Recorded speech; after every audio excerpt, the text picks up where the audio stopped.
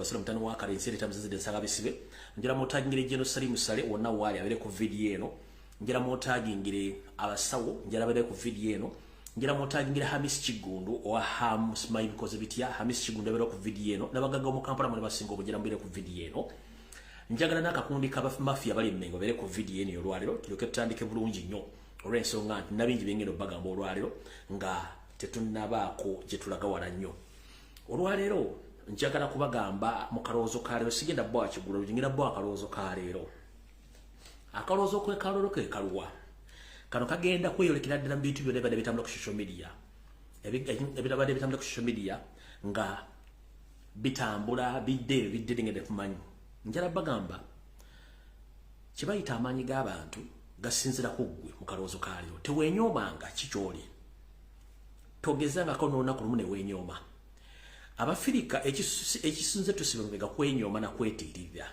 nebwe uvayo nokangula ku ddoboozi neyogera ensonga ensino egitegeera ebisere bisinga n'abadde agenda okunyigira mu ttoko ba mu nnoga yeekanga munaga kirabeka omuntu ntamberere mwangu era wensonga laki mbakubiza nti buli muntu alina omukutu gwa social media gukozese okukyusa ensiyo gukozese okubuuza ebibuuzo gukozese okubuuza omuntu yenna agezaako okukyankalanya oba okuyita omunafu kozesa obuyinza bwo obwakola mu ssemateeka kubanga amaanyi gali mu bantu amaanyi gali mu ggwe ekyokulabirako olwaleero eriyo concert bbiri ezibaddeyo mubadde muziraba emu nga ya eri state funded endala y'amaanyi gammwe abantu mulangidde sheye ennaku 4 ku social media nga temukozesa TV na radio abantu bajjudde ne bafikka ate buli muntu message etambudde kati kinabadde nzimbaga mu video eno ti amaanyi gali mu bantu njagala ng'onyigirizibwa gy'oli oli ku mulimu situla eddoboozi lyo mukama omugambe nti nedda kino kyokola kikyamu njagala ng'oli mu office mukama wakunyigiriza omugambe nti mukama wange kino kyokola kikyamu sijja kigenderako tokkiriza kolera mu bugubi kulumya mutwego birowoozo byo mubiri gwo ng'ate wandisobodde okweyogerako ensi n'ekutegeera buli lwosirika omuntu tamanya bulumi ki bw'oyitamu ne buli lw'ovaayo n'oyogera omuntu asobola okutegeera nti mbadde sikimanyi nti omuntu ono asobola okwogera era mbadde simanyi nti omuntu ono asobola okunyigirizibwa n'atuuka ku ssa eryogera buli lw'ovaayo n'oyogera ku nsonga yonna omuntu ategeera nti omuntu gwendiko alabika naye ategedde kyenva mbaga nti mukozese amaanyi gammwe oli ku mulimu onyigirizibwa vaayo oyogere oli mu NGO onyigirizibwa vaayo oyogere oli mu bizinensi onyigirizibwa vaayo oyogere oli mu kukola kintu kyonna vaayo oyogere kasito banga onyigirizibwa amaanyi gali mu bantu amaanyi gali mu ggwe leka kusirika nga bakunyigiriza buli muntu yenna kozesa obuyinza bwako obusimateeka kobere ng'oli mufumbo ng'onyigirizibwa situla eddoboozi lyoyogere ku nsonga ekunyigiriza kobe ng'oli mwana oli wako onyigirizibwa vaayo oyogere ku nsonga ekunyigiriza bw'osirika kitegeeza ogenda kufa kitooliro so nga ate bw'ovayo n'okozesa amaanyi go n'oyogera kitegeeza omuntu gw'osindikidde obubaka buno ajja butegeera tajja kuvayo age nti omuntu ono buli gy'asobola okwogera ne buli lw'oba osirise ne bakunyigiriza tosobola kwogera ate mukimanyi nti amaanyi gali mu bantu ba wansi tegali mbambala masuuti tegali mbavuga V8 kubanga abo bantu ba bulijjo nga ffe be bakozesa otunyigiriza kati gobanga olina amaanyi go please nkusaba situka oyogere ennaku zino ekintu kikyuse nzize ekibaga mu kuva najja ku social media mukozese social media platform zammwe nga Twitter mukozese Facebook mukozese TikTok mukozese WhatsApp okwogera ku nsonga eziruma abantu ezikuluma eziruma family yo eziruma society eziruma buli muntu kasito sibika n'otayogera ku nsonga kiba kitegeeza nti wadde omwaganya anyigiriza okunyigiriza ennyo nga teweeyogeddeeko oba nga tewettotodde kitegeeza ogenda kufiira muli mpola naye ng'ate wandibadde olina amaanyi agoogera olwalira amaanyi g'abantu be bayita abanywi b'enjaga be bayita abatakola be bayita abatalina magezi abatalina mirimu balaza amaanyi gaabwe ku kosa tegenda mu maaso ku freedom city ekyo tuyita amaanyi g'abantu buli muntu kozesa amaanyi go mu ngeri yonna esoboka mukimanyi nti Uganda 95% fina tukulidde mu ghetto embeera eyigirizibwa naye nga twali tutya okweyogerako kati essaawa zino yakweyogerako kitegeeza nti bw'oyogerako ofuna ky'oyagala okusinga okunyigirizibwa mu ngeri yonna esoboka kekabadde akaloozo ka leero sigenda bwakigula lugika tugenda ku vidiyo yatuleese kuba njala saagala balwisaayo manyi mugenda ku bintu bingi nnyo ebirina okubakuuma ntandise bwe nti kansubire nti Yoseri otuuse Dr. Ruth Aceng otuuse media mbadde mugirabe Kampala kyebadde efumba ne bagamba nga tutandika omwaka guno ne bagamba nti Museveni yali apulaninga okussaawo lockdown naye nga balina engeri gye bakifumbamu gye bajje bakifumbamu n'ekikuba ne bakifumba n'ekikuba ne bakifumba kati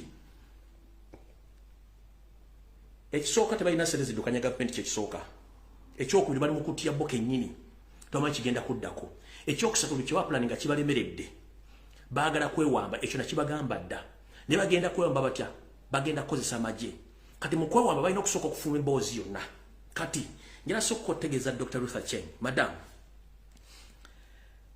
omwaka guno nga gutandika mwalina enteekateeka ne mukamaawo eggala eggwanga n'enzija n'enjikuba kati wavudde n'ogamba nti Yoseri tibahabula otabasira omutano wakale ensente zisanga bisibe mulwadde yafunye ekirwadde kya COVID-19 era awumuddemu emirimu agikwasizza Saba Minisita Lobina Namayanja.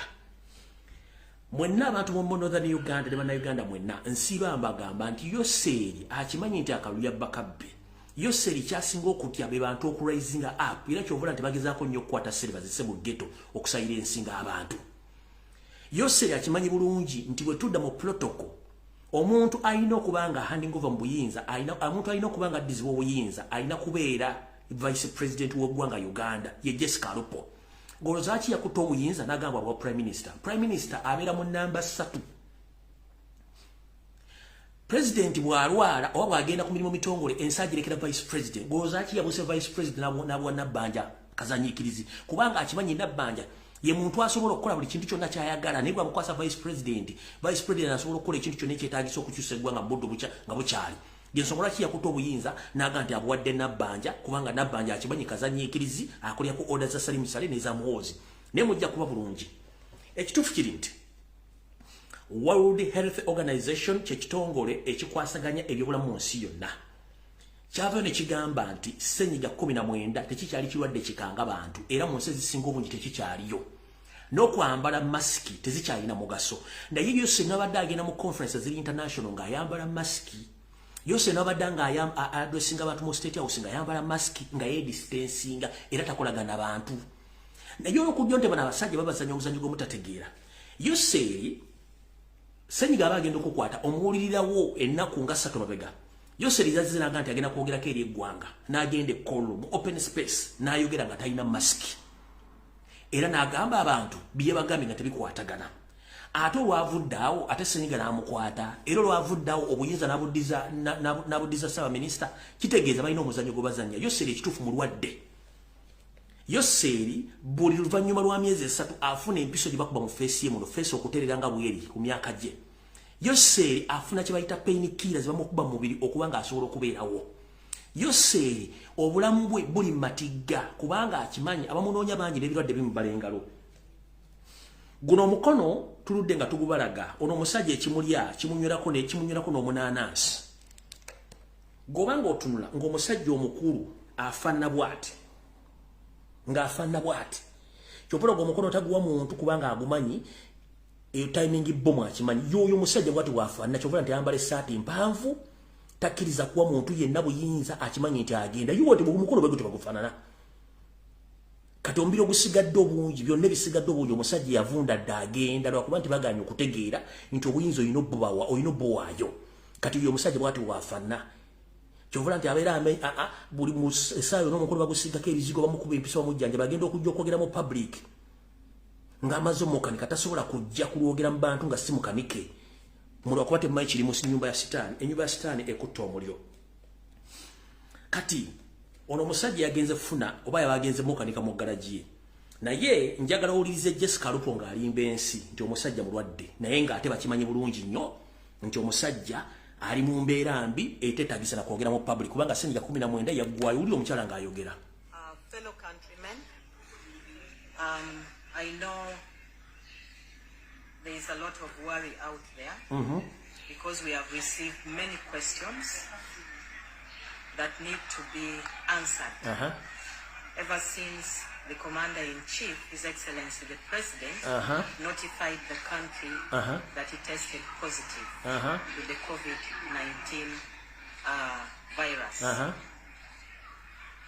And yet, the World Health Organization just announced a few months ago that the COVID-19 pandemic is no longer of international importance. Okay.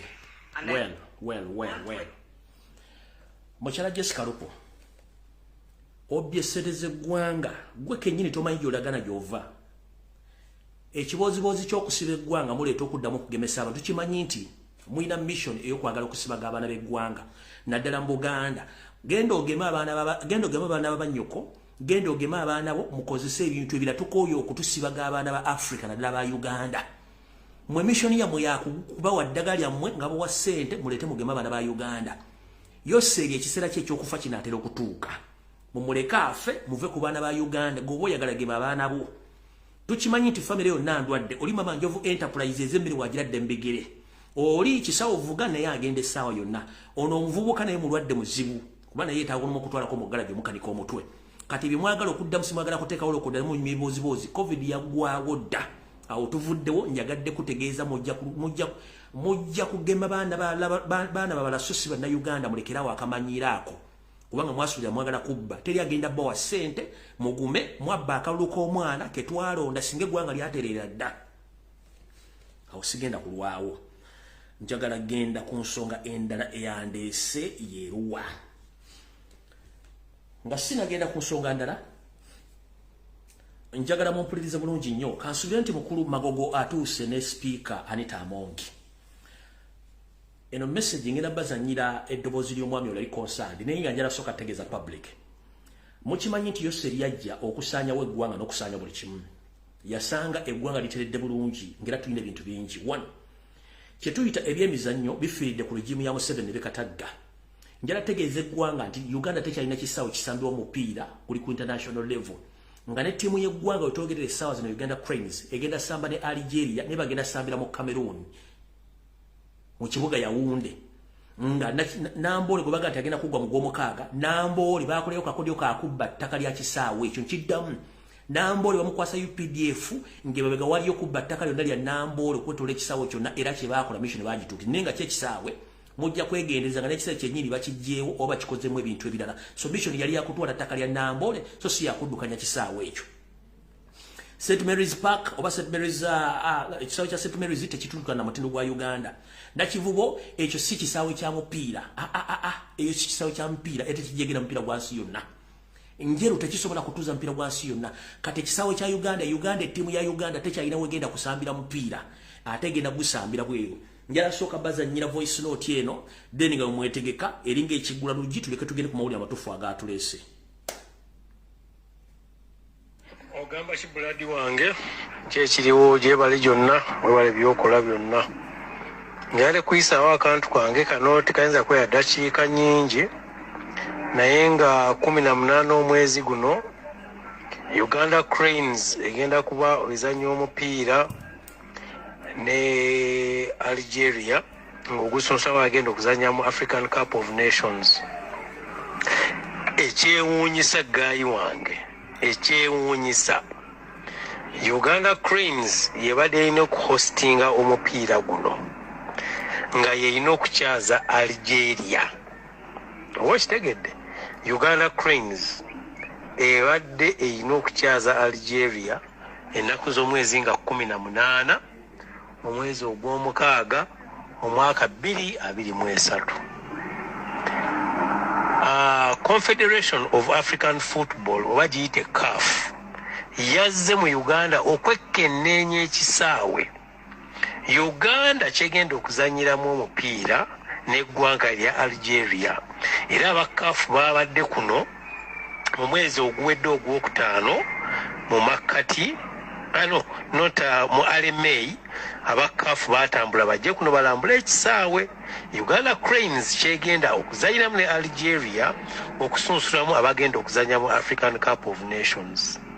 Aba CAF we batuuse kuno bagambye Uganda teina kisaawe kyonna kituuka mutendera gwa CAF era kuzanya mupiira ogwo. Uganda terina kisaawe kyesobola kuzanyira mupiira gwa African gwa CAF ekiri certified. Ne balambula ekyenjeru, ne balambula ekya Vipers, ne balambula ekya Nambole, ne bagamba mu Uganda temuli kisaawe kisobola kuzanyiramu mupiira guno mukutiro gwa CAF. Muganda wange Lumbuye batugambye omupiira tugende tuguzanyire e Cameroon. Uganda egenda kuzanyira Cameroon naye nga yezanyanga host country. Wulira obuswavu, tugenda kuzanyira Cameroon nga tuzanyanga host country to Algeria. Naye tugenda kuswala mpaka wa Uganda. How long is Uganda going to be embarrassed? Tugenda kuswala mpaka wa. Owulidde nti no munna ekitanda kyogenda okuwasizaako omukazi tosobola kumuwasizaako. Ekyo ekitanda kibi nnyo, omukazi genda omuwasize mu kitanda kya neighbor. That is the implication. Omukazi bw'oba owulira nti omwagala nnyo okumuwasa, ogenda muwasiza ku kitanda kya neighbor wo. Ekitanda kyo tekisobola bufumbo. Ekitanda kyo tekisobola bufumbo. Uganda bagitegeezezza oba ogenda kuzanya Algeria ekisaawe ekiri okumpimpi where we can allow you mugende muzanyire ku mutindo gwa CAF mugende Cameroon. Tugenda kuswala mpaka wa mu nsi eno. Ministry of Education and Sports tugenda kuswala mpaka D. Nti nga 18 omwezi guno Uganda egenda kuzanya Algeria ng'ezanyira Cameroon. Ngezanyalji naye abagenda obwerezo mpira bagenda kugamba Uganda eri Yuwande in the Cameroon International Stadium. Tuzanyira Cameroon to hosting Algeria tuli banna Uganda. Naye mukama Uganda yo yakola ki? Uganda yabba ki ekikuleetere Katonda ekiteeke ku mmeeza egambe kye twabba tukikomezzaawo kya Lumbuye. Waliwo woowulirira obusungu muganda wange n'okitabuti. Uganda ezanya mupiira gwa African Cup of Nations nebulwa ekisaawe weyinza okuguzanyira. Tugende tuzanyire Cameroon nga tuzanyidde Cameroon nga bagamba ate ffe we are the host country. Omwana ogeze muzalira mu kitanda kya neighbor naye banna ubanaye kiki Uganda kiki ddala ddala. Naye nga tewali yadde MP, tewali yadde omuntu yenna, tewali yadde commissioner avaayo kwogera ku nsonga ng'eno. Naye tutudde tukanudde amaaso 18th of this month tugenda Cameroon kuzanyira ne Algeria naye nga Cameroon is going to be our home stadium. Ffe tuli ewaka, tuli waka mu Cameroon. Lumbuye tuli waka mu Cameroon. Tugenda kuzanyira mu Cameroon nga tuli waka. Tuli nakivubo mu Cameroon, tuli Nambole mu Cameroon, tuli Njeru mu Cameroon, tuli Kacheka Stadium Mbalala mu Cameroon. That means muna Uganda agenda okulaba ensi ye ng'ezanya ne Algeria okusalawo abagenda mu African Cup of Nations. Tulina genda Kampala bagitadde Cameroon gye tulina okulaga. Naye mukama twakola ki ddala? What have we wronged? From independence of 1962 tetulina kisaawe kiyinza kuzanyibwamu omupiira guli considered by CAF. Batugamba mugende Cameroon gye muba muzanyira muteekemu abazanyi 3 tiketi ba match officials ticket, mupangise hoteli, mugule ebyokulya, mugule emmere, mukole ku insurance ya medical, mukole ku visa, mukole ku ticket, kugenda Cameroon kuzanya mupiira nga muine ebisa mukama naye kiki. Alright, ekyo mukiwulidde. Kansubire kati wano wendaga video entufu etandise ekibadde kigulalo kikyamawulire. Hamisi Kigundu kansubire nti otuuse. Njagala musale video eno yolala mugiteeke ku mutimbagano gwonna. Manyi muli basanyufu nnyo olwa muganda Ferusu wa Kimenke okuba nti omupiira gukubye munda. Njagala musale video eno mugisale mugiteeke ku social media wonna. Kubanga tukyalwanirira ggwanga lyaffe, ffe ba ghetto youth abava mu ghetto bana Uganda abagala enkyukakyuka. Maze bbanga kuno nga nzija njogera video kuno. Nina video bazigenda mu 10 mekasi zimanyi Mukama Katonda antaasa kubanga nange ebigo byenjogedde ebimu ndaba biyitirivu nnyo. Nentegeeza banna Uganda mwenna obulawo buli ku Yoseeri. Nembaga buli muna Uganda woli kwate ekyo kyonna kyolina ekigulira magala eddiba tuve mu kuba katulwanyise Yoseeri omugwira omusajja omunyano dave mu nsi yaffe tweddize ensi okufa kukendeere okuwaba abantu kukendeere ekitta abantu kikendeere sente z'omusolo tube nga tuzikozesa buli muntu nga yetunudde muli kyamu muntu atunudde muli kya buli muntu yetunudde eri nga tayagala kumanya. Nakulabe muganda nga Hamisi Kigundu ng'oli mu kuba ebiranga ng'olinga ng'entensibe ku gajja bagenda okusala ku Idi naye bino ebintu nabyo bagamba dda mwenna bagaga mu Kampala mwagaana okwegatta ku Robert Kyagulanyi Ssentamu wadde mufandinga naye nga mukimanyi muli number 1 target mu Museveni bajjawo guno gwe mulundi gwengendo sembayo kugamba hamu kimisi kigundu nti kwata passport yo oba olina mu visa ye Vietnam oba olina mu visa ye Canada oba olina mu visa ya America okwate passport yo odduke ove mu Uganda nga nabo gisimufungize bw'ogaana okukola kyenkugambye Hamisi Kigundu oli mwana Muganda ozaalibwa Masaka okulidde mu Kampala ebisigadde byonna Allah ajja kukulamula olw'emputuuzo olwaleero lwensembayo okwogera erinnya Hamisi Kigundu mu kamwa kwa nkulabula kwata passport yo otambule ove mu ggwanga Uganda saagala otunulye nti ogenda kuswala otya abadde yeeyita omugagga mu Kampala nga ne Africa oganti ekumanya nti oli mugagga kankubuulire obulamu bwo businga ebyogagga byoganda nti olina ng'essibi byo tukimanyi bulungi nnyo ensi ebimanyi okwo okwebuzaabuza ng'afukaana abantu gonna mazzi ssebo njagala kutegeeza ensi ekimanyi nti ebintu byolina si byo ebintu bya Museveni bya jenete bya muhoozi n'akabinja akalakookolera naye nakugamba akabinja ako ne bw'oli katuulamu togenda fuukanga bo ejjanzi teribuuka nanzige okulwa ku nnyumba za London kikufuula nnyinizo bw'osula mu gala gitofuuka mmotoka hamu guno gwe mulundi ogusembayo kugamba nti kwata passport yo fuluma eggwanga Uganda gavumenti bw'eneeba ekyuse gye bujjo katono ojja kudda naye bw'oba tokikoze abasiramu manyi bwe ngeri gye mukyogeramu nga gwaliza bannamu emirembe nze ogwange ngukoze ntandise bwenti kasooke nzanye ka vidiyo kano bajja kujjukiza ebigo bye nakugamba nga naakatandika okukulabula mwenna mwakalabye abasinga obungi ne kankabaddiremu wano ye kennyini ng'akonfaminga ebigambo bino naye abantu bange bonna bannayuganda benkolesa nzekolesa abantu abasobola okukola okumu ekikulu I have close to 1 million people dependent on me kintu kyonna kyonna ekimbaako don't stand back kuba nze nyinza okuba nga siriiwo nga they successfully terminated me nga banseera kisoboka naye kyonna kyonna ekimbaako kalugire nekiriwatono kuba katona olutalo olutuuse banjagaliza kukola ki okufa ate nga nnwanira ki ggwanga na ggwanga yaffe kati ekyo muyinza kirina saa yonna naye nze ng'omusajja omusiraamu Allah yagira nolaba banseera tebewaananga ati banzi kitegeeza entuuko yange ebeera etuuse alright entuuko ye ebeera tuuse kati kansooke nkunnyonnyola bino bitegeere 1 b'okolera tubamanyi 2 ekitongole ekiramuzi tokimanyi 3 abakuwujjira obunyama tebannakutegeeza kituufu kiri nti hamu Miss Kigundu oba hamu tosobola kuwangula musango gwa Diamond Trust Bank ne bw'ojjamu andawe yanogiteeka ku mutono emira ku Nakivubo Stadium waggulu ntandika okwekalakaasa tosobola kuwangula musango gwa Diamond Trust Bank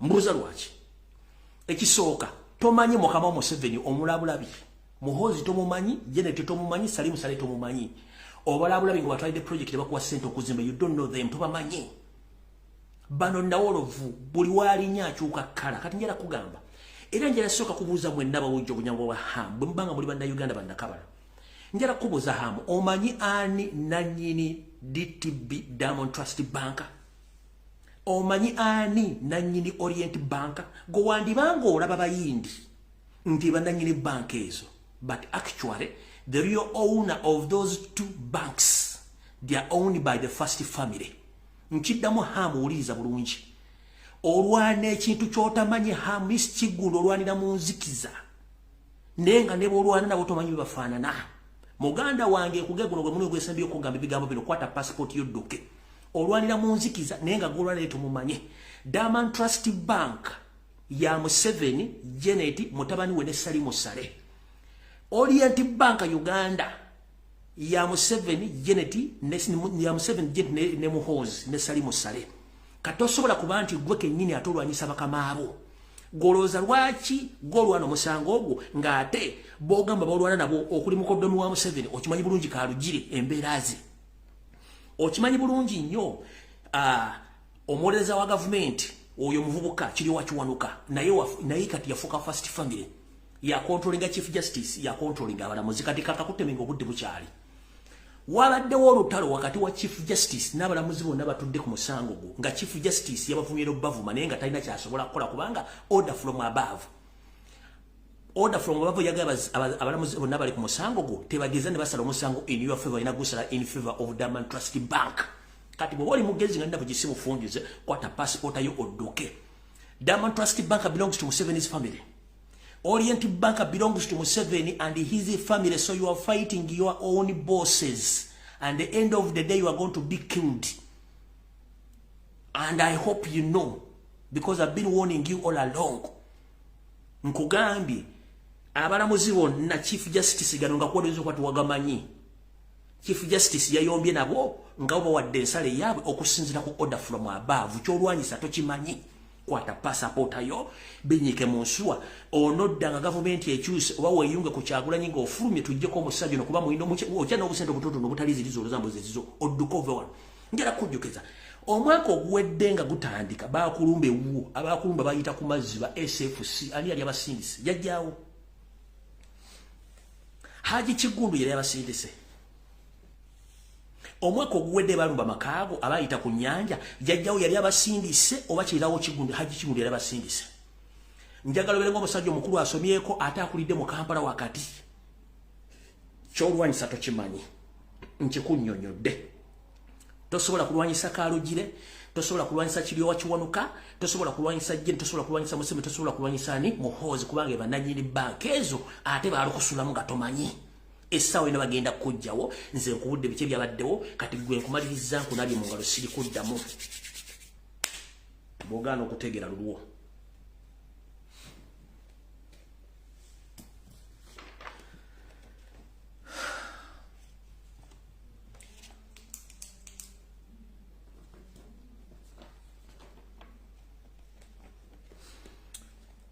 tugenze ku nsonga endala Yoseri manyi kuno kwoli era kimanyi nti enteekateeka zonna zifudde togere ye pressure kuliko yakututte okuwummula noga toli mulwadde wadde ng'ovunda ntijagala kutegeeza bannayuganda nti mwandiddamu okuwulira olutalo nga lubawukawo e Congo nga bwe lwali ekishangani Museveni bwe yalwana oba Kagame bwe yalwana n'amagye ga UPDF ne batta baganda baffe bangi nnyo mu lutalo olwabalukawo so waliwo olutalo oluteeketeeke oluyinza okubalukawo wakati wa UPDF ne n'amagye ga Kagame nga galimu ne M23 era nga olutalo luno luteeketeeke lugenda kubeera nga comedy oba staged war nga mission yaabwe mission ya Museveni ne Kagame ya kusikiriza international community olw'ensonga nti bano bakitegedde nti omusajja president wa Congo Tshisekedi yabategeera emizannyo gyabwe gyonna era mbategeeza bannayuganda mwenna nti mutegeeze baganda bamwe bonna bali mu UPDF batwalibwa okusulibwa e Congo nga ndaba gisimufungize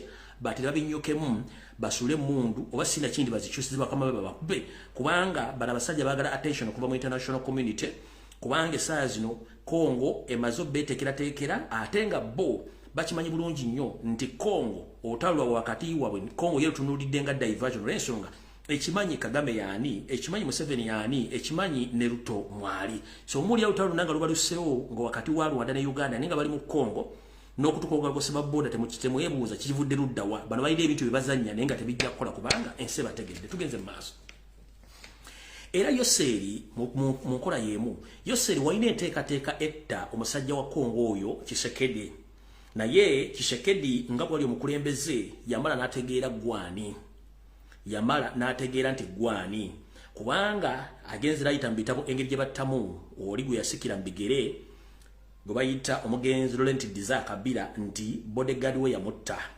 kyebakoze ye omukulu Tshisekedi olwafunye information eno n'akyusizaawo mbagirawo amagye gonna agamukuuma era ne bagascrutinizinga okunoonyaamu buli mpeke yonna omuntu yenna aliko akakwate akalimu nti Munyarwanda era gyekigenza okuggwera nga amagye gonna agakuuma Tshisekedi tekukyali musajja yenna aliko akakwate kuba Munyarwanda yenna nti oba yakulira Congo amuzalidde Congo nti kati amagye agamukuuma pure gasadaka n'agage agaba Congo nti mission yamwe eyabadde yakwagala okutta omwami ono yagitegedde bulungi nnyo amagye n'agakyusa mu kugakyusa n'ekira kye yabakoze kiikino era mwolekedde obuzibu bw'amaanyi mwasindika amagye ga East African Forces mbugagende gakuuma eddembe nete mwama ya namo Tshisekedi era bakola ko profile ene erinti Tshisekedi yategeera nti mwagala kuyita majegano nga mukozesa luto gwe muloza ntamanyi nti musajja munyarwanda nyala bategeza Museveni finally Tshisekedi yategeera nti luto musajja munyarwanda ngera Kagame nabo mwamuteka mu sente okontestinga nokubanga yawangula obuyinza nokubanga n'amajaga mukumidde sawa zino buyinza ge Kenya gonna gava Uganda na Rwanda kale butonjera bategeza nti Tshisekedi yategedde n'amajege Kenya gonna ebitundu 85 ku 10 baliyo mu Kongo bonna basajja banyarwanda era kyovula nti ye yasazeewo n'agamba nti ayagala amaje agasadaka gabaga mukuuma n'okuma ensi ye kubanga mwali mutegese bulungi nnyo nga mumanyi nti ono Kabila omuto gwavaako mwaleka empulunguse mu majega ga Kongo agandi badde gakola nga bakola Kabila Junior okumutta kino nakyo n'akibuuka n'akyusa amajje gonna era naako ne kabafaako wetwogere sawa zino Tshisekedi amanyi baani abantu abamwolekeza obwangu kwagala mutta akimanyi bulungi nnyo nti Museveni gwe namba emu ne kuddako mukulu munno Pilato wepo n'omusajja yalweyunzeemu eyayitibwa East Africa gwe bayita William Ruto ne bamutegedde nti naye alina interest nene nnyo olw'ensonga nti yasimwamusindisa amajje gave Kenya nenga ate gonna gajjudde banyarwanda yensonga lwaki nti ye kati essaawa zino temumanyi enkola ye nti yabategeera ayagala amajje gafulumage Kenya mu kino kyeyakoze ye kwe kugamba nti kati agenda kwesiga amajje ga kisadaka era gakuuma ensi yo kwetola kyovula nti kati wakyaliwo nnyo advance ziriwo olw'ensonga nti baba balinze essaawa yonna mukwatira ku manduso bajja bakuba ebisigadde mujja binyumya amajje gano aga sadaka mulimu aga Angola, Mozambique, Namibia, Zambia ne Zimbabwe n'ensi endala zimutasubwa ezitayagala kumanya kubanga zitegedde bulungi nnyo ebivuyo gye mukola nga muli mu ggwanga erya Congo muzamutegedde bulungi kye kigenda maaso mu ggwanga eryo.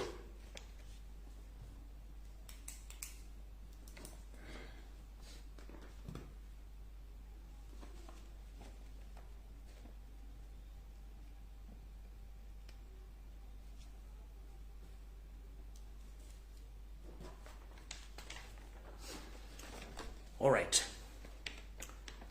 Buno bakanjala bugendere bana Uganda bonna abali mu Uganda naddala bali mu Buganda. Ntekezeddwa okukusira mu sources zange ez'enjawulo nti Yoseri Tibahabulwa ne mutowe Salimu Sale wepona akabinja k'Abanyarwanda ekintu kye babadde bakola bakikyusizaamu kitya.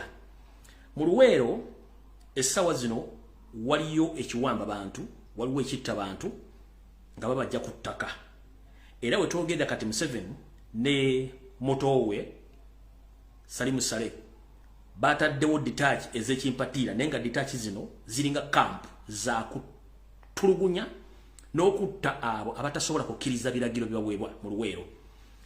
Kampu zino za mirundi esatu. Kampu esooka yerimu abantu bonna abajiddwa oba bawambiddwa ku nsonga ezikwatagana n'amataka. Bano bali ngoma wali detach bagita ngoma detach.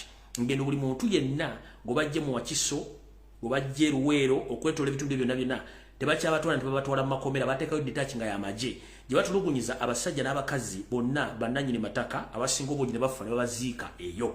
Njagala muvuye mu wakane ntemuyina detach mu ngoma ngeno yo ediringa n'abantu bonna bemba muwambi abafudde kagubiru ku ttaka lyabwe nga balizoninga out nga mwagala oddiwamba eyo kampu esooka. Kampu eyokubiri gye bawambiramu kati abantu ne batwala kampu ziri mu Luweero bbiri waliwo kampu gye basibiramu abasiramu bokka ne kampu ey'aba political prisoners abaana ba national platform bonna bawamba nabo basibira mu kampu yanjawulo. Njala tegeeza eggwanga nti wetwogerera Yoseri alina kampu ziri 3 ziri mu Luweero ey'engoma mbagambi y'abantu bokka abawambibwa ku mataka oba abagibwa ku mataka abagezaako okulemesa enteekateeka za Museveni bano ne Salimu Sale batwalibwa eyo ne batulugunyizibwa awulira nga akoyo okutulugunyizibwa n'asayininga empapula waziyitibwa transfer form bwa n'awaayo endagaano zonna ezikwata ku ttaka alemereddwa nga mugumu nnyo ng'omuvule ono yakomekerezeddwa ng'atulugunyiziddwa n'attibwa n'aziikibwa mu ezo kampu wazituyita detach Museveni zeyataddewo. Bano ba political prisoners abasinga obungi nabo babakola ekintu kyekimu bababuuza kikyemuzaako basajja batu ne bakazi batu ba foot soldiers ng'amaaso mmye kubanga tebamanyi biki bigenda kuddako mu ggwanga kubanga nabo bawagizinga abantu abalala abasiramu bo babalanga buyeekera kyovula nti buli kaseera baba bagenda okukola mission Museveni kennyini asoosayo poliisi n'amagye ne iso ne SMI ogenda okutega ebintu ebifaananyiza bomu n'emmundu mu maka g'abasiraamu olunajja n'ayola ekyalo kiramba ne bakitwala batandika okutulugunya abo mujjukire ebyafaayo bya Yoseri n'abasiraamu si birungi nnyo okuva mu 1907 n'okutuuka lwe yawangula obuyiza mu 1986 lwe yagenda mu bitundu by'embala eyo n'atandika obbawamba nga bajja mu Buganda n'ebitundu birala n'asooka acunya abo n'asalabo ng'asala enkoko n'okutuuka olwaleero ekyamufuukira ekizibu nti wawulira erinnya lye bayita omusiraamu era munnanga batakwagalirako ddala neneewuunya abasiraamu basugumbiza naye ate nga bakimanyi bulungi nnyo nti ontayagala ku ddiini ya Buyisiraamu nga mwalabi akatambi k'ennazanja olunaku lwokusatu ku lunaku olwokusatu akadde kalaga batamanyanga babalumbi amaka ga Sheikh Kamoga nga bagezaako nnyo okutulugunya n'okuwamba abantu be ng'abassaako ebikolwa ebyabuyeekera kale nno njala bategeeza nti eruweero eyo mu bitundu bye basomedde ne kampu ez'enjawulo waliyo abantu abali mu kutulugunyizibwa n'okuttibwa mweno babatega bivulu ne mulowooza nti Uganda eri bulungi kumbe Uganda eri mu kuyuwa omusaayi omuyitirivu tugenze mu maaso ebintu bino byonna Salimu Sale Museveni babimanyi bulungi nnyo ngera mission yaabwe yakendeeza musajja enda gubayita Omuganda alina ettaka ali mu byobufuzi era nga bakimanyi bulungi nnyo mission yaabwe esembayo yakuwavuwaza n'okutta buli Muganda yenna alina ensimbi alina ettaka n'alina ebyobugagga mu ngeri yonna esoboka okuba nti babajja ku bintu ebyo basobole okuba nga babamaliriza omulundi ogusembayo kuba kimanyi bulungi nnyo nti era Museveni abantu abamuyamba nga ajja mu buyinza baali Baganda abatunda ebyobugagga bwabwe ne batunda ente ne batunda babawa n'emmere okubaleeta basobola okukola ekintu kyekimu okusapootinga omuntu yenna ayagala okujja ku gavumenti eno kubanga bano babasapootinga kuba kumulonda kinaana mpaka olwaleero kati batya nti abantu bano bagenda kukola kintu kyekimu buli muntu yena bw'omuli nti yafudde kaadi ya kalesti simanyi yafudde yazikidde buzikizi tiyazikidde kubanga oyo si kandi oba balumundi amasanyaze gagenze Yoseri akikola kagendere ng'omukadde akogga nti alina enzita nnyingi nnyo bw'aba takuteze katwa akutega Uganda Revenue Authority aba takusereza Uganda Revenue Authority akutega accident oba takuteza accident buti nakutega emisango egikutwala mu kkomera bakusiba nawe ne weewuunya oba takuteze misango gigenda kukusibya mwana wattu obaluka bwalusinga biberenge bino bya popcorn gwe bakuziika yenga akimazizza kubanga bamanyi nti omulimu gwe agukoze yensonga lwaki nti alina bamashinale bangi abatambula bakola emirimu gino nga beekazanga abafuka banaaba kubanga bo bakimanyi nti teri asobola bategeera mu nkola yaabwe ey'emirimu kale butyo njala bategeeza ti Munnayuganda yenna ng'oli Muganda olina essente olina ettaka weegendereze nnyo omanyi ebyange mbyogera mpola mpola bya kisaazi naye nembaleka ne mutandika okwefuya emizimu emyezi ebiri mabega nabava ne bagamba bw'oba omanyi nti obadde buloga wa National Labourers Movement nga wali akusereza Yoseri ogenda kufa nenzija nembatirako olukalla ne lubatagaza naye nga mukimanyi bulungi nnyo nabo mukimanyi nzire mubategeeza kyenayogera kikyaliwo bw'oba olina engeri esobola okufuluma eggwanga eryo fuluma ffe tetwagala muntu yenna afa fuluma otherwise ekiri atabala kikira n'asigadde waka bagenda batta kubanga ababatta we bali mwabeerwanako temusobola kwerwanako bagenda batta ekyo nakibagamba jeneti abayita bifiire kuba tanakyabeetaaza ne muganya okutegeera awo tuvuddewo tugenze ku byensoma gwe taata maama kojja alina omwana asoma nkuwagaabuwa ensoba ekyusa amaaso nga naawe envuba okyusa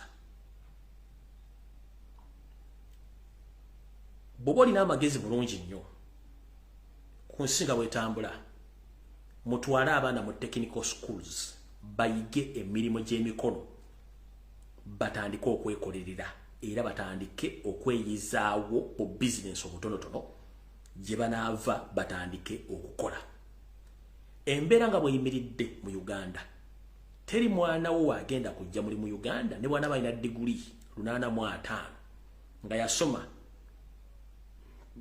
teri wagenda kujja mulimu kisingako kwata omwana muteke mu technical school oba kisingako omwana muteke mu business yo musomese buteba suubula buteba ddukanya business era omubuulire embeera nga bweri asobole okwekkanya sente zimukwata okusomesa abaana teri kyogenda kukungula mu kusoma kwa mwana oyo kubanga enteekateeka nnamutayika ey'okutta education system ebulako ebitundu 30 okusaanyizibwawo ddala lwenzija nayogera ebigambo bino mulowooza nsaaga diguli ya Uganda mu nsi yonna tekyakkirizibwa nti eri valid nfu Yensonga lwaki nti during Mutesa's regime, during Obote's regime, during Amini's regime, Lutwa, Lule, ani bonna. Buli mwana eyasinganga okusoma bamusaaso bamu act. Yagendanga ku kyetuyita state funded scholarship. Nga temuli mu kusosola mwana wani. Njagala buli muntu ali kunongo mpuliriza bulungi nnyo ompe reference olwaleero njo kugenda okudda ku Sunday nzanya amaloboozi gammwe.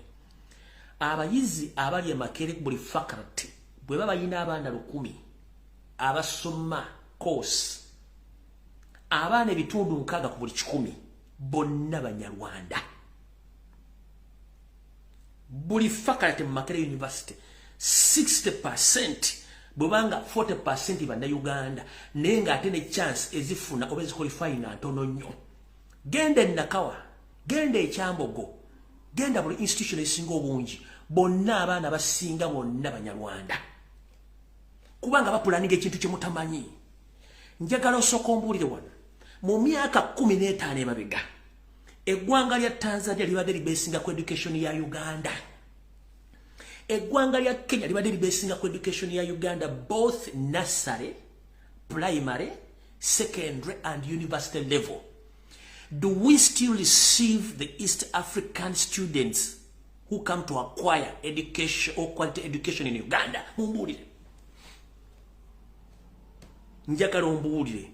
Uganda ekyali receiving abanna Kenya abajja okusoma. Uganda ekyali receiving abadinka abasuda ne bajja okusoma. Uganda ekyali abajjana bo bajja kubanga be bali mu kintu ne Burundi bali mu kintu. Tanzania yasindikanga abaana ne bajja from primary school to secondary to university to technical level tebachajja. Gwe njagala ombuli omuntu ali kuno omanyi bwe tubaga ebintu bino muloza tutu oba tuzanya katemba nenga kye tubagamba kye kituufu muyino kitegeera. Education system mission y'abana abantu bagitta. Tanzania kati education system yawe esinge ya Uganda. Rwanda education system esinge ya Uganda. Kenya education system yawe esinge ya Uganda. Kati gwe kicho ya chochogoza obuganda tukyalaba. Yose linegende kibasooka okukola. Basooka ne bagamba no bana abantu katusooke tubavuwaze. Naye ekikyasinze okubalumya omutwe. Bagamba tulizezaako okwavuwaza omuganda aganya okwavuwala by all means. Tugezezaako okwavuwaza omusoga aganya okwavuwala to the extent baali baleesawo method okulimisa abasoga ebikajjo throughout the all region of Busoga. Babenga n'emmere basakansake abasoga somehow somewhere ne bakola resistance ne batakako resistance bagamba no we are not going to use the entire land of Busoga for sugarcane plantation. Ne bakigaana ne bagende bunyo ne bakola system yemu ne bagende to bakola system yemu gende ekiri mu Ankole mmwe mulowooza nti abanyankole bali bulungi taata mama sengo munyankole originali bubi omunyankole originali bubi kubanga baba bamanyi basosola. Kati njala bagamba bino ebintu bino betubagamba mugenda biwulirako ne mujja birabako practical nga bali mbanda bamwe.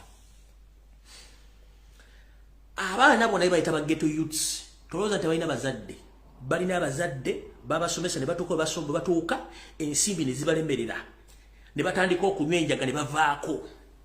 Awo Museveni waakwagala kasitova kuno onywa enjaga oba tokyali productive yewa abawulira essanyu ne mukazi we Janet nga baseka bagamba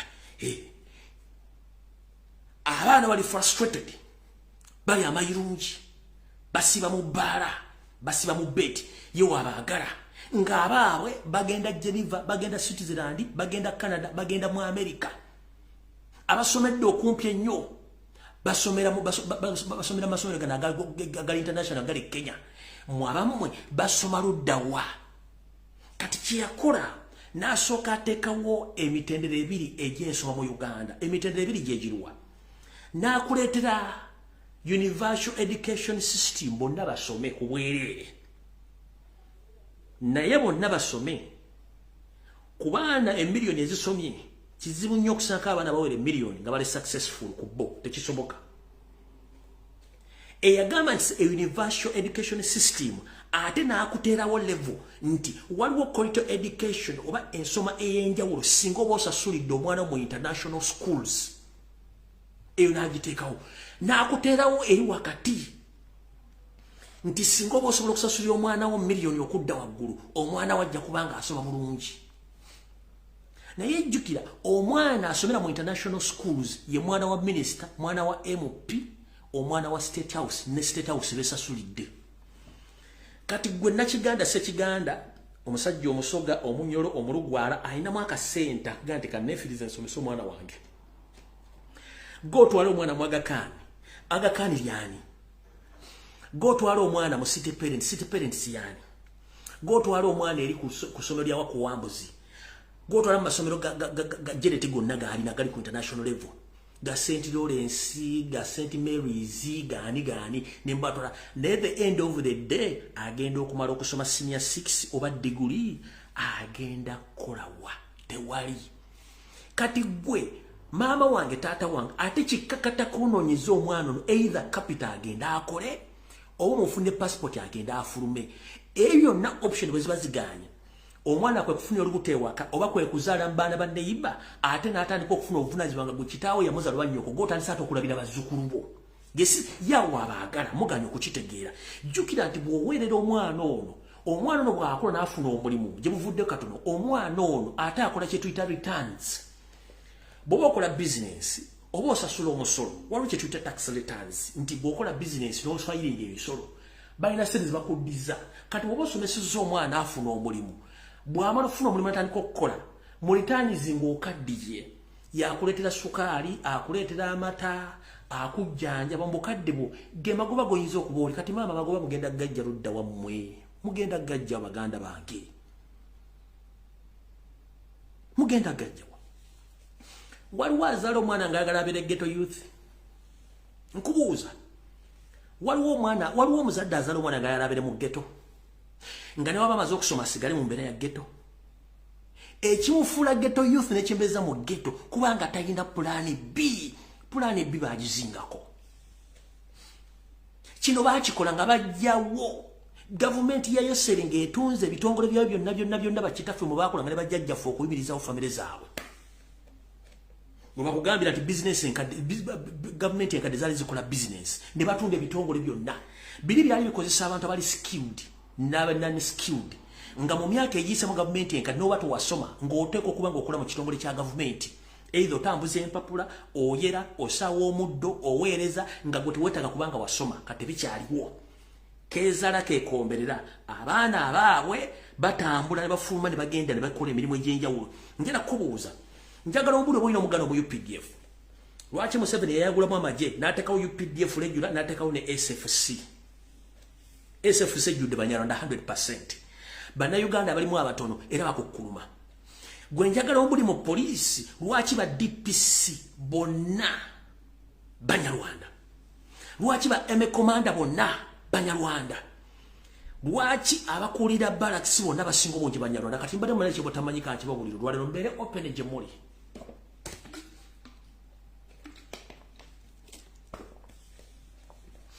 Njogera n'abaana ba UPDF basinga obungi. Basajenti bakopolo baani bakugamba twandiyagadde okulibalatinga eggwanga lino okubanga naffe tulina obulumi. Naye buli muntu yenna ayitako order Munyarwanda.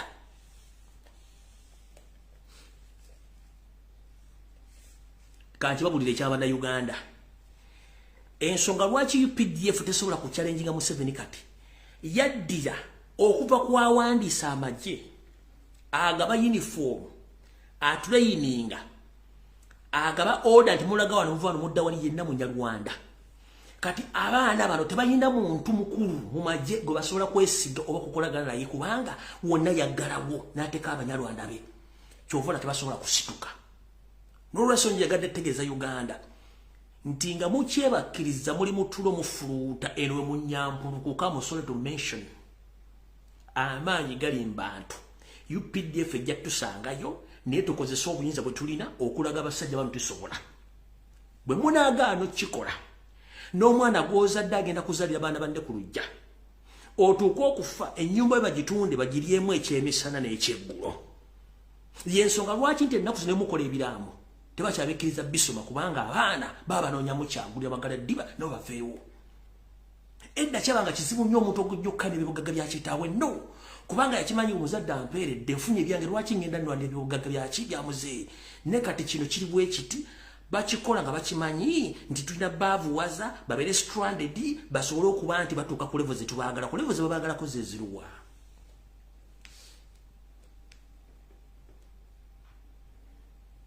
nti ne oba okola business bagenda kubigika omusolo ogiveemu ogenda kuzaako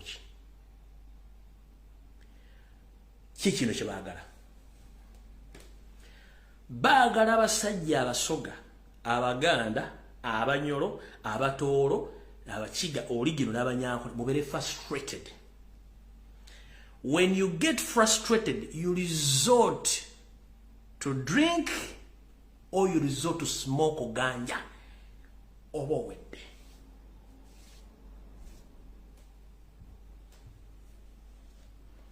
Njagala ombuulireyo mwabeera mu gete ziri mu Ntebe, Mukono, Kampala, Wakiso. Ombuulireyo osanga Abanyarwanda banywa enjaga oba balya mayirungi oba banywa omwenge gombulire ebbaala ezo nga bakira ne banywa obwenge obw'obuveera. How many are they? Muli mu gete mumbuulire bali bameka? Bali bameka?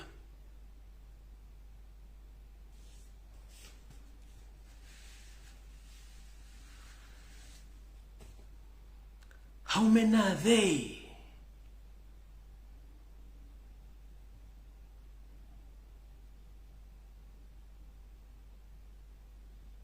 Bali bameka?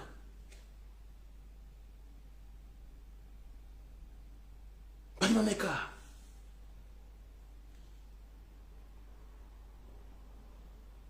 Tebaliiwo kubanga enteekateeka weeri. Mwe muzikire bo bakole ebyabwe. Yensonga lwaki boogera ku ghetto? They mean the indigenous Ugandans. Tebategeeza baabwe.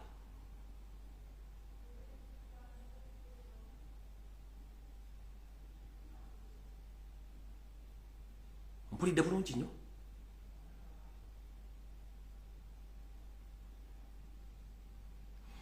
Njagala ogende ku international schools mu 7 gyawulira abaana ku government scholarship ombuli bameka bana Uganda balina scholarship full scholarship bonna 99% bonna balina Abanyarwanda. Bana Uganda, what happened to the Ugandans? Genda ate kiri India Omunyarwanda 99% ali ku full scholarship eya government ya Uganda passport bazirina era bavaayo nga balina emirimu bulungi nnyo. Well facilitated. Era musoma kugamba nti even if I pass, if I don't pass, the job is there. My father is in the ministry He's working here. He's in UPDF. I'll get the job. Nejukira kino nchogera myaka 13 mabega. Kubanga we studied them in India. Bamanyi kati ate gine myaka gine gisewo gino babogera batya. Ni ku university musomane mu bamanyi. Ajjo mwana okusoma lode nga establish nyo omulimu gwe toyina mulimu kana kakodya kala kakano mubadde mu kimanyi mu system y'okutta education buli university yonna egenda okuwandiika abaana mu faculty yonna oba mu course yonna eyinza okuba nga course ejagalamu abaana 1,300 ne bawandiika abaana 3,000. Ne buli mwana yawandisiza bamujjako wakati w'emitwalo 2.3 okwewandiisa. Naye nga bakimanyi bagalako abaana 1,300 nga ne1,300 already baba balina bamanyi mwana wali ne wali abafunye dda course ebagenda okugitwala ku university zonna.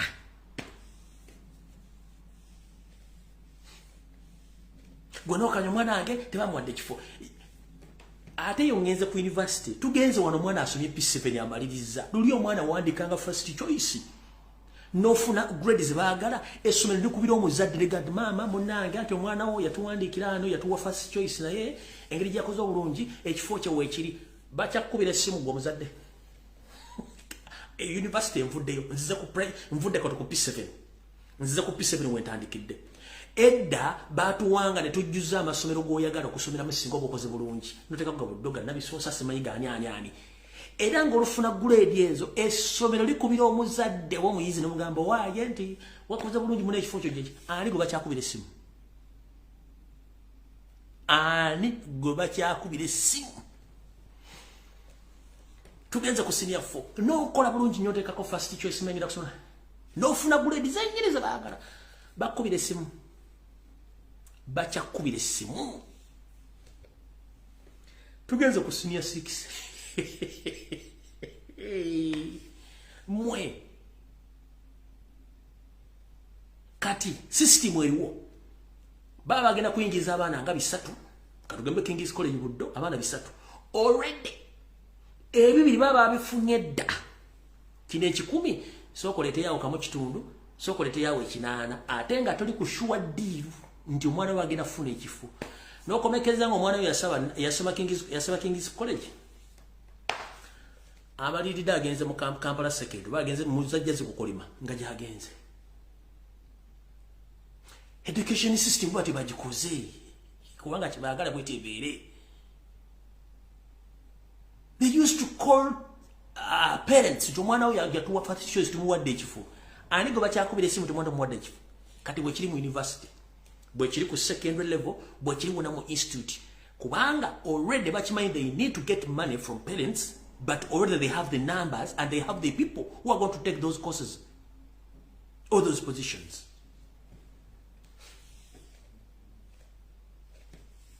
Omwana ali mu Saudi Arabia ekitono nnyo nga yasoma yakwa mu senior 4 n'abayira degree gye bali booza amasuwaani bakamang'amya. Omwana ali e Dubai yasoma alina degree alina diploma bafuka batabuzi bakyala abala kwata migo gya security alinganga akuma banka akuma banka ayimidde ku mall wade omwana alina degree ayimidde ku mall mwana musoka muganda mulugwala mucholi munyankole mutoro ayimidde bwate musajja wattu naga kiche kyanje kyansomesa okitegede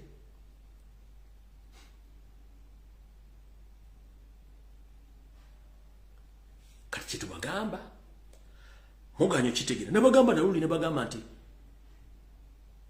mu system yok failinga education system kasita batekinga pepa yongere kerinya na kiganda na kirijja na musoke na mubiru eriko mubiru mukasa answer ne wabantufu ngobadde ogenda funa grades baagala bakwanda marking bakusala obubonero kasito bango oli muganda to frustrate you yesongola ki masomera gasinga obungi deputy HM ayina amanyi okusinga HM nchidda yensonga lwaki deputy HM asinga headmaster amanyi kubanga deputy HM yakolera ku state orders kubanga temukimanyi system bwetambula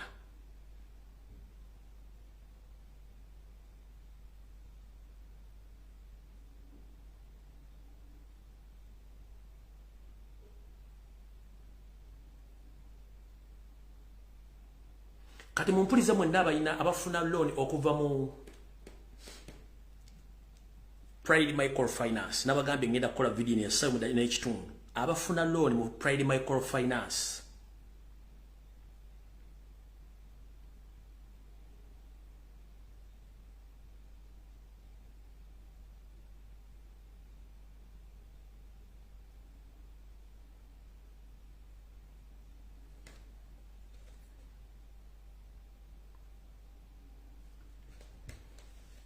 Woma nyingo limu ina Uganda oina account mu Pride Microfinance uliza bulungi nnyo.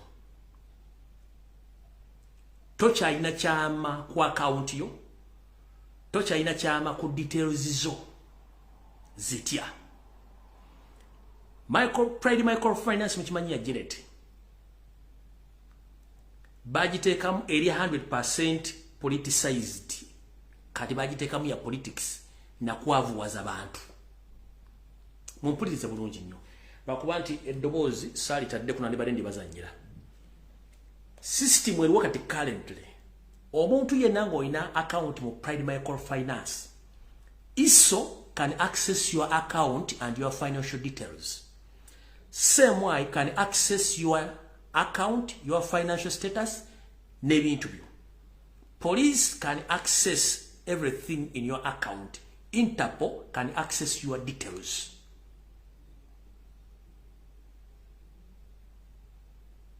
How and when? Kiwechiti. Bana abasajja Janet yante inanye bank eyo. Akimanyi bulungi nnyo nti eriyo abantu abawola ssente nga bannayuganda. Ne bava bulungi nnyo ekyo nakyo yakijjeo takyakyagala. Kati nyabo mbategeeza ne seba ina ssente ku account oba oyina account oba oyina loan mu Pride Medical Finance uli ebintu bino. Ntegezeddwako nti bw'ogenda ng'oyina account ku Pride Medical Finance oba oyinayo ssente oba oyinayo loan n'ogezaako okwewola loan mu banka endala bakizuula ne bakubira banka ne bagigamba togeza n'omuwa loan kubanga naffe no tukola kitu mu banja era ne bawa loan details zino ne baziwa Centenary Bank. Bobo ina loan mu Centenary mu Pride Medical Finance oyinza obutakyafuluma ggwanga ne wankubani nti obadde osasula bulungi bwa tokyafuluma tokyasasula bulungi. Olw'ensonga nti bano migration ya Uganda bayina details zammwe zonna nga ziva mu Pride Medical Finance to the extent nti newo bogenda kufuluma ku kisaawe nti bategeeza Pride Medical Finance nti omuntu NBCD wuuna agenda kufuluma eggwanga tebakukkiriza kufuluma. Interpol esobola ku accessing account yo. Kati kye bakola forms zebakuwa ng'ogenda okugulawo account oba ogenda okugulawo oba ogenda okusaba loan kubeerako ebintu by'omusayiri nga tebimanyi waliwo akakunizo ke baateekamu nti gwe kennyini nannyini account okkiriza ebitongole by'okwerinda n'ebitongole by'ensimbi bisigadde obungi obiwadde olukusa okwaccessinga details zo mu Pride Medical Finance.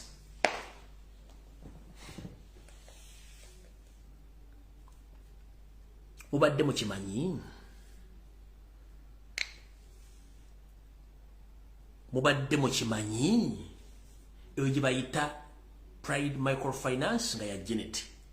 Temukyalina kyama, temukyalina kye musobola kukola kubanga bano bali willing to give all your details and information including ne fingerprints oziwaayo mu bitongole byonna ebyokwerinda kubanga eddukanyizibwa 60% Banyarwanda.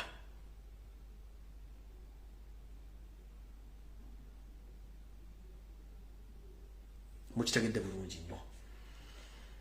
Awo tuvuddewo ndoza mutegedde bulungi nnyo.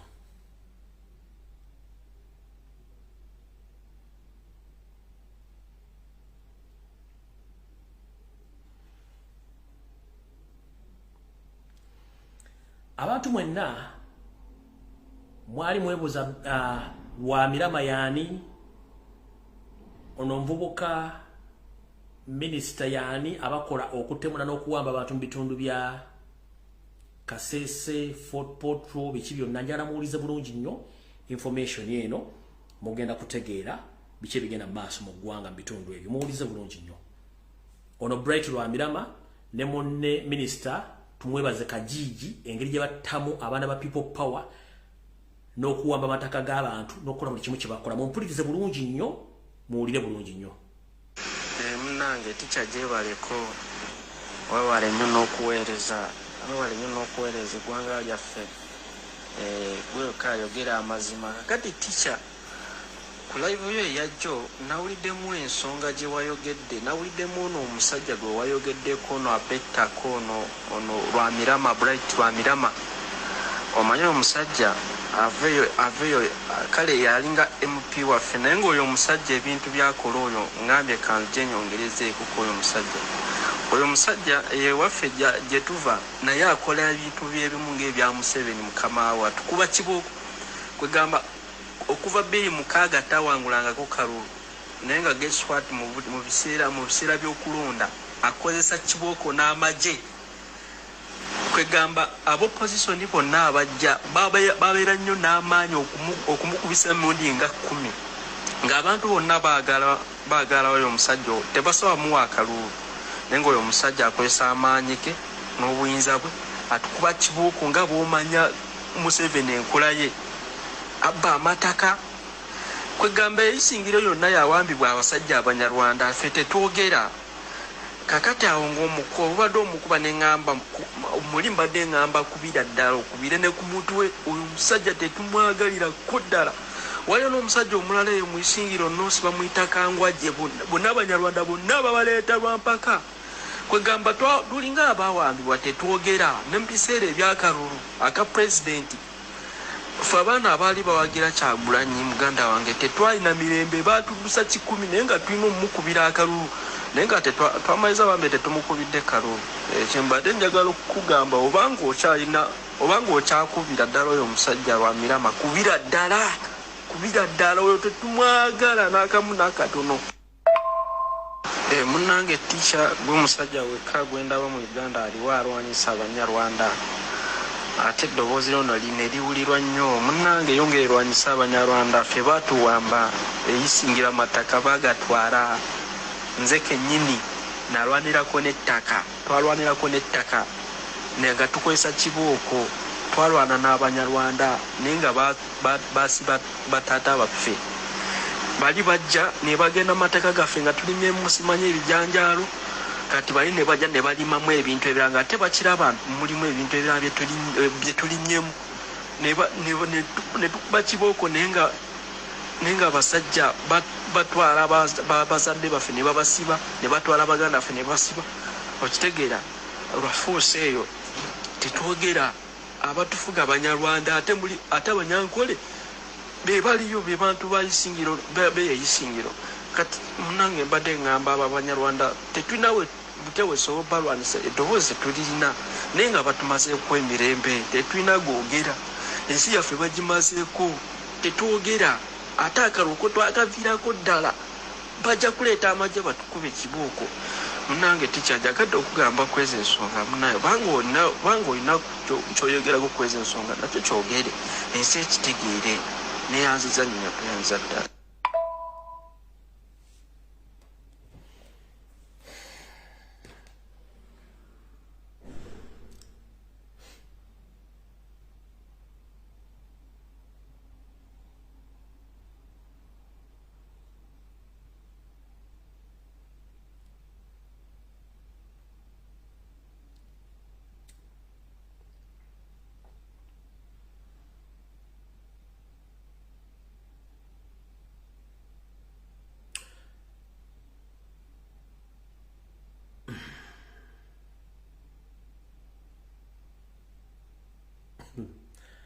Muddugavu munno kaddugala najja ku ttaka n'akuwamba n'akutta n'akuziika n'atuwala ettaka lyo ng'akozesa omudumu gw'emmundu n'amagye mu Uganda. Olumu bikuggwako nebyoko nze mpuliza information omujje mpulira nga sijjagizanya nja kutiisa abantu n'ensirika ng'ebintu embitiisa ninga biri mu Uganda.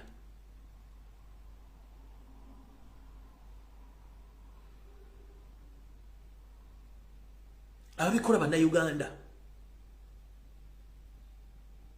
babikola ku bannayuganda bannaabwe. Kati bwenzija n'empisamu eggali abantu amu n'olya ng'oli akapaapaala gundi yanjogeddeko kino gundi yanjogeddeko kiri ne weewunyisa olunaku lwetetegeera nti abasajja bano betuli bakyamu nnyo. Mwegendereze ensi si nnungi.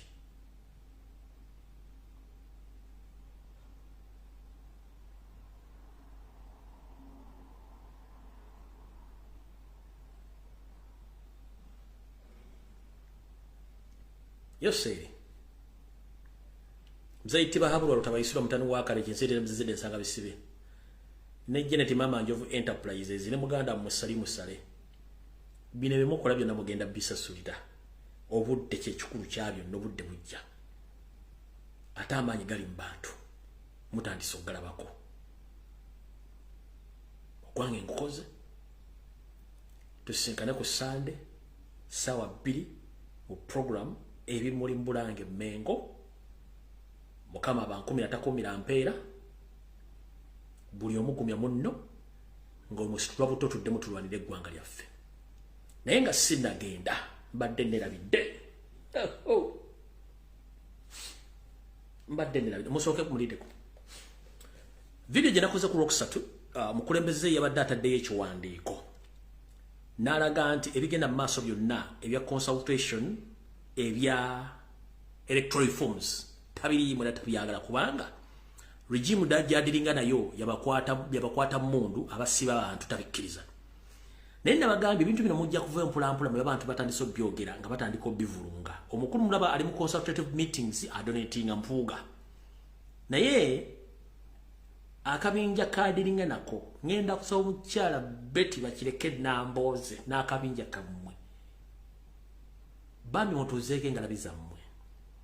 If you don't respect the president when he comes out and gives orders, please mutuleke ffe twagala buyinza. We are not here for political gamble or political games. We are here to change our nation. If the president gave out order that he and National Unity Platform, they are not interested in any electoral forms, and for you and your style group, you are moving around selling your ideas, the campaign group at Chakulani Setam indirect, you are making a huge mistake. I know some of you came in National Unity Platform by the way because you didn't have any option. But we know exactly what you are planning and what you are doing. Abasingo banyibaliza kwati bawudde byo mwayogedde njagala nsanyire bana Uganda ngebbaluwa efulumi bagitegende president afulumize ebbaluwa eno ate njagala musooke mwetegereze nnyo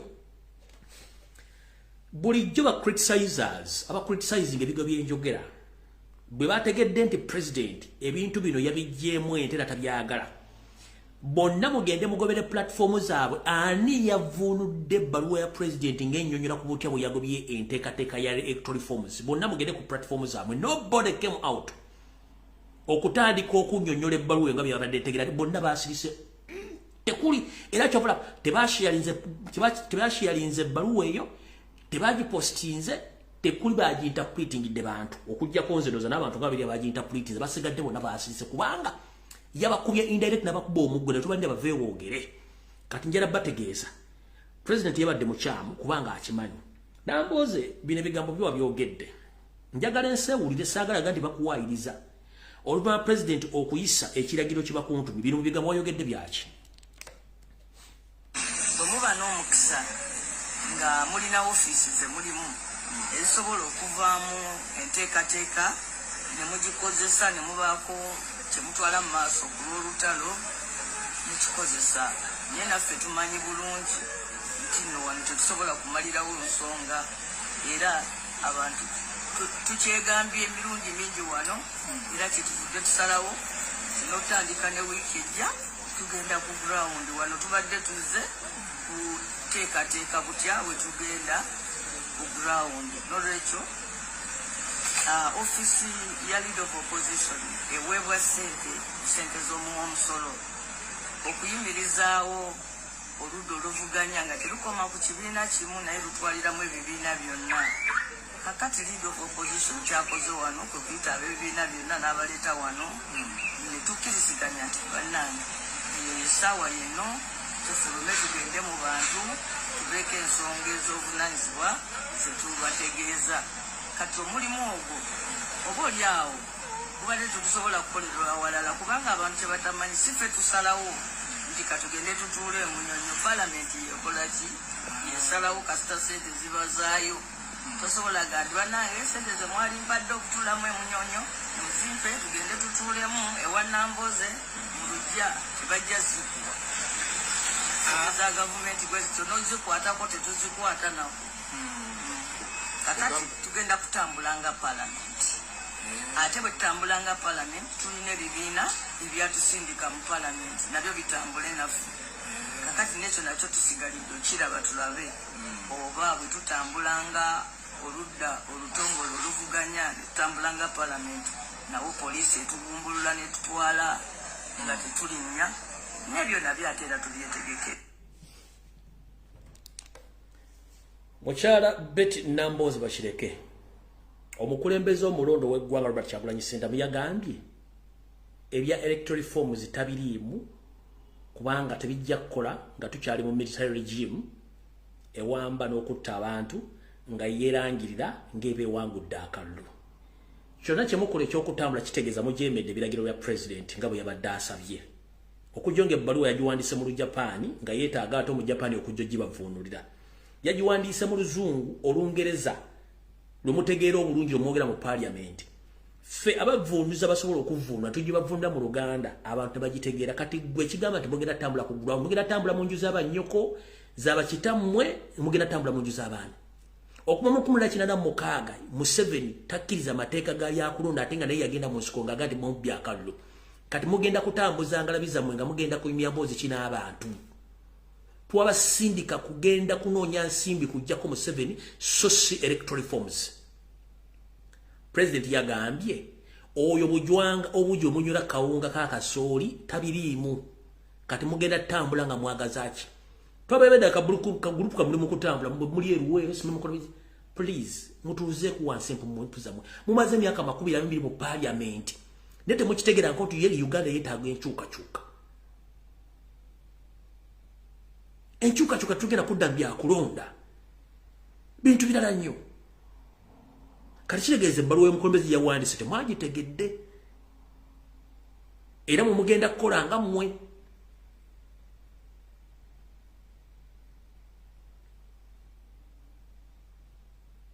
Bakyala ne baami mmwe abagati muli mu office ez'abaweebwa bantu please mutuzeeko wansi entwingiriza mmwe n'engalabiza mmwe.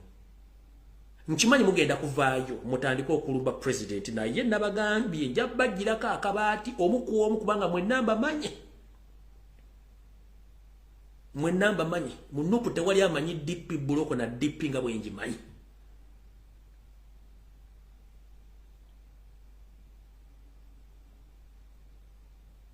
Abo mbasonyi obusonyi. Tukoyo obuvuyo wammwe. Myaka 20 mu parliament tosobola kumanya nti waliwo omuntu omulala asobola okufuga eggwanga. Mumbera muzanyo muli kubaka kasito wangula obuluwa bwa MP obumaze.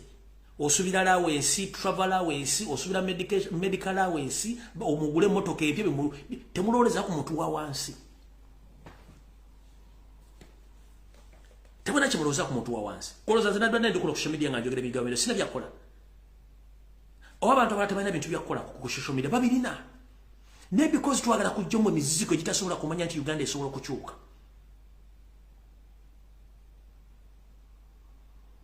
Gwo osobola okugenda ewe ne bakujjanja obadde mu America recent lumaze almost mwaka mulamba ngana kati osobola okuddayo. Ne kakoza waabwe ali mu kiwunya ali mu katanga ali ekyanna mukaaka atasobola ku access nga gena mu America mumuteesereza ki mumuloweza kimono ligimu ya Museveni. Gwabana bolode bali ekipairi banafuna bagenda kufuna emirimu kubanga oli mu system naye abaana babana kwa basosolo musolo bagenda kusomera bagenda kufuna emirimu. Oyino mwana ogwozala ali kadama oba sekadama omulira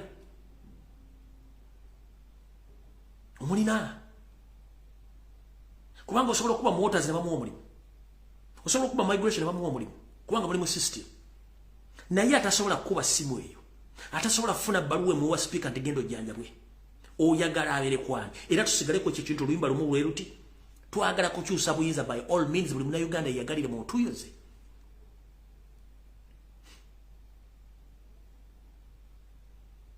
Nambozi waliwo omuntu akulonze emirundi yena nga ne tiketi yenyu etamayi bayimirira nga bagigula kabere mwana nga tamayi bagigula nenga gwosiba ku nnyonyi.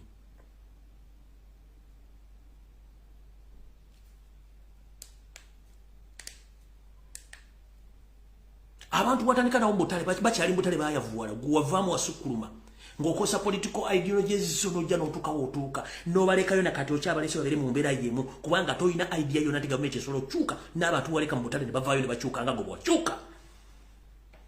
The reason as to why kuba basajja ba DP buli mwana ava ku university ng'ajja wa DP kafutaafuka kansala obwongo bukolera okubwa kansala tavaawo tasuubira nti asobola okugenda kuwa chairman C5 kuba MP n'aluubirira entebe ennene bwe babeerawo.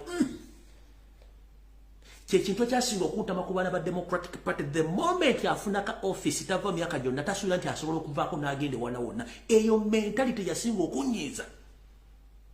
Genda kwano sifiri giveeko genda ku C5 giveeko genda ku MP muveeko lubire wa president lubire ekifo ne buli afuna ekifonga wa DP sipaako awo sisukawo kubanga mwagala kubeera mu kintu kiringa woli utovaawo era ye mentality gimulina ne mutunulira omuntu awo musolo gobayita omuntu wa wansi gemaanyi g'abantu bemulimbidde emyaka 37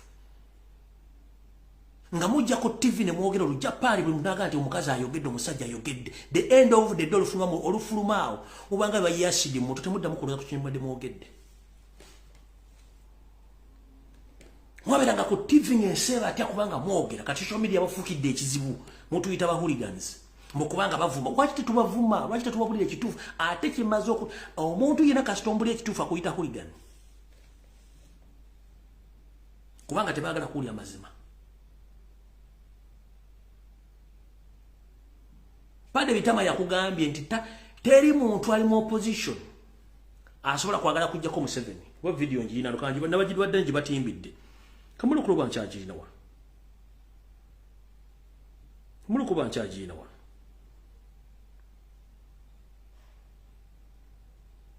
kanda be wono banjirina njibazanyire sipai banchaji nawa Nizo kuba nagidelete nzemu kuba nabazo posting. Wait a minute. Nizo kuba nagidelete nzemu yes. Nagidelete nzemu.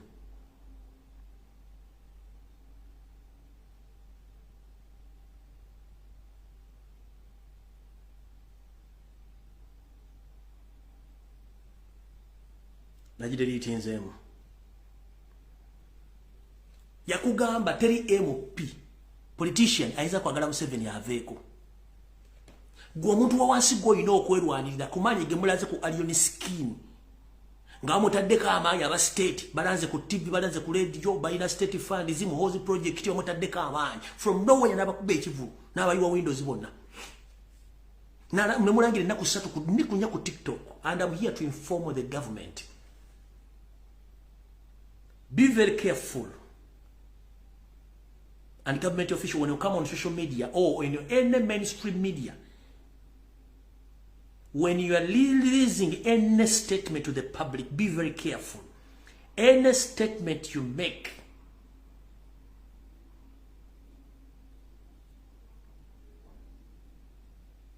can cost your life, can strengthen your enemy. You're not statement jimukola ku social media wa ku TV.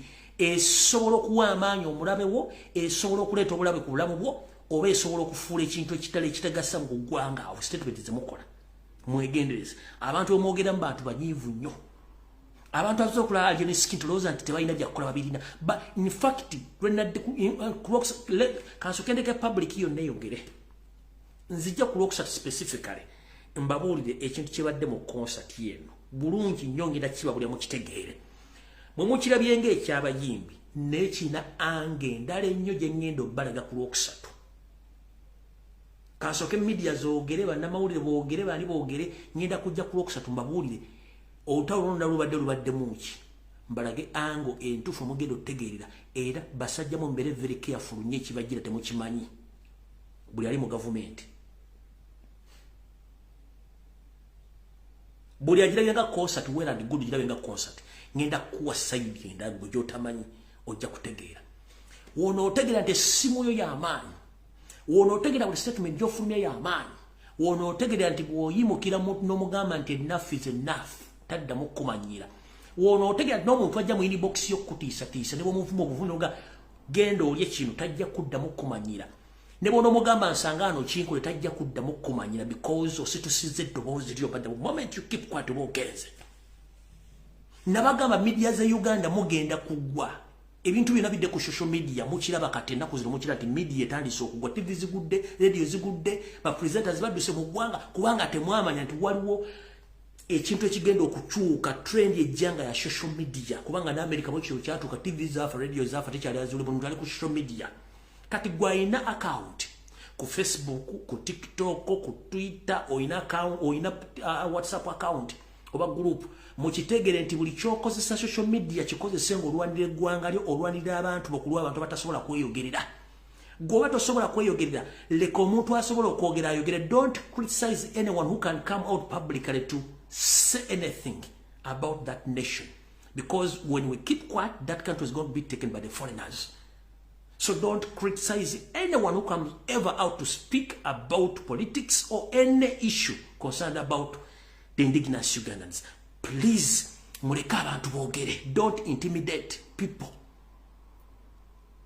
Goyinza okukola video kulika abantu 10 nga tomajiraze. Oyinza okukola video kulika abantu 10 nenge eri mitwalo 10 nga tomajiyogera. Mumekinge sure nti mukozesa eddoboozi lyammwe. Bulu exposing omuntu akyusa. No mu exposing anaava ku line. Ne kasita osirika agenda kukola ekyo kyabadde ayagala okukola kuba tali ategedde. Gwe njagala ombuli omubbi azze w'okubba. Alamu neevuga. Oba embwa neeboggola. Oba n'omugamba nti owaaye nkutegeddoze adduka misindika kye bayita media. Kasi tojja n'okosa ky'olina okukosa n'okyogera ng'okyogera. Kitegeeza nti omuntu gw'okigambye akitegedde.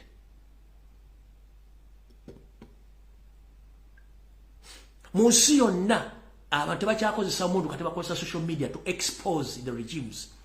Ekiri mu Senegal right now, influence yo nebadde ya social media. Oyo songo kubanga bakatadde government ku pressure social media. Okunona Robert Kyagulanyi Ssentamu okuva mu mwaluwo bali bamukwatidde omwagalo mumota yali social media nakati mukyali ku social media mulwanira ggwanga. Nga teri TV presenter asobola kwogera bintu ebyo. Teri radio presenter asobola kwogera bintu ebyo. Bana byabufuzi basirise kuba bafuna sente. Mukozesa amaanyi gammwe, mukozesa akamwa kammwe, mukozesa ebigambo byammwe temutya. Goyisa mwagali gye muyiseemu tuli kwatagana edda nga Museveni avuddeko. Mukaba 13 mpeera. Mwenama.